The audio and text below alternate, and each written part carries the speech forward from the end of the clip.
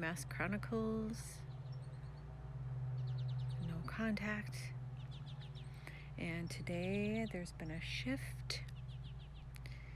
I had lunch with a friend, you know who you are, who helped me gain a lot of clarity, because when this happens, your head is scrambled, so scrambled. And a lot of things that your intuition knows, and I have pretty good intuition, but you're gaslit and told no, it's not true, and you're just like jumping to conclusions and just things like that. I think you get the gist. That disillusionment has gone away, and a lot of things are making sense now that should have made sense in the first place, but you have the blinders on. So today was a day of clarity, and things that I suspected, then I pushed them back. They're coming back to surface in my mind, and I'm thinking, yep, yeah, that's what it was. So I'm feeling anger and just angsty. I'm feeling angsty today. And I'm really glad I had that time with my friend to help me through things. And Alex and I played for a farmer's market, and we played our most angsty music, and it was so cathartic. Of course, making music for me is just cathartic anyway. And it just really, it hit the spot. And then I got home and got another text from his mom telling me how his little nephews asked if when Ivy and I were going to be there, and this weekend, and she said that I was not able to come this weekend. So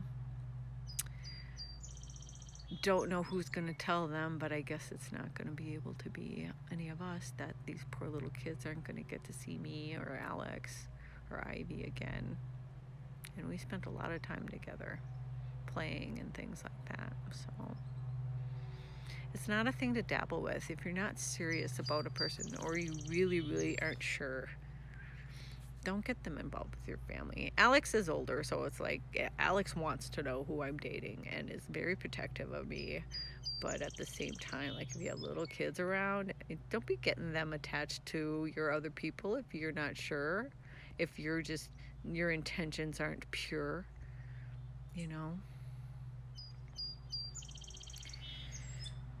So I'm going to sit and chew in my angstiness.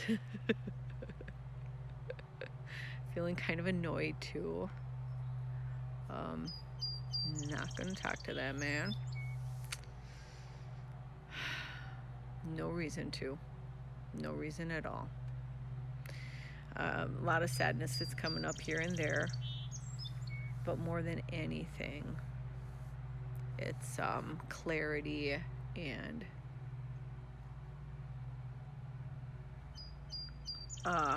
being pissed off.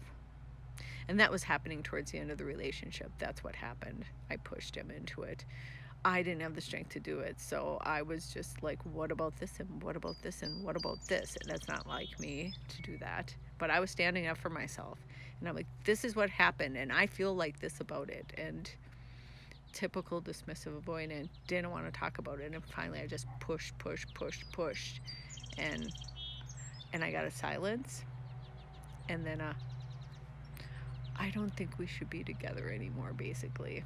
So if a person can't stand with you in your expressing yourself or coming to you with a concern, if they can't support that without pushing it back on you or deflecting it, that is not the person for you or for anybody. You need someone who can hold space for you and be there for you and be a grounding element for you. I'm telling future Jenny this. You need somebody who is going to be transparent and tell you things and not try to keep you from things. And when you ask, not get defensive about the things. And yeah. Yeah, you need that. You need a grounding. Well, right now, Jenny, Jenny doesn't need anybody. Friends. Jenny needs the friends, and that's what I am clinging to, my dear, dear friends.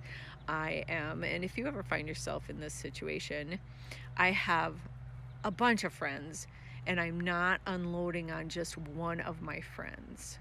I am I am having a few, about a handful of them at the most, be my witness, where I'm telling them my full story, and then I'm going to let the story go.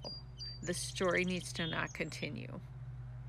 So after I have, had people witness me and released this story, after that happens, I'm going to give myself a little bit of time to do that. It's only been 4 days, so maybe a week or two.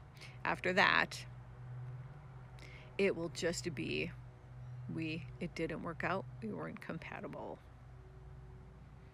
because I need to get that out, but I cannot continue that story. There's a difference between releasing it by talking about it and ruminating.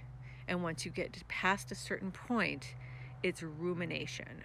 So I will not be ruminating about this, and I am vowing to myself right now that I will not be ruminating on this.